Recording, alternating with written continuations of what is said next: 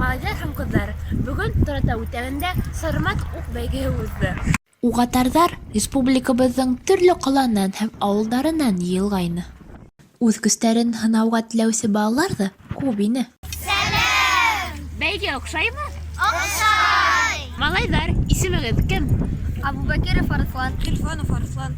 Һеҙ ниңә түңәрәккә йөрөргә булдығыҙ? Голодные игры киноһын ҡараныҡ та шуға атҡы килде. Уғатырға оҡшаймы? Эйе. Уҡсылар мәргән атырға ғына түгел, сәптән дә уҡтарын дөрөҫ һәм имен ала белергә тейеш.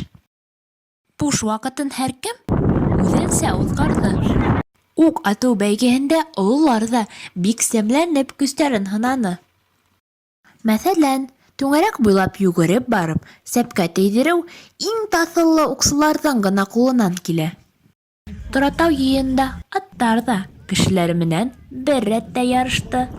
Уҡсы атта сабып барышлай, ике сәпкә берәр уҡ атып, тейҙереп өлгөрөргә тейеш. Был эште ҡыҙҙар ҙа һоҡланғыс башҡарып сыҡты.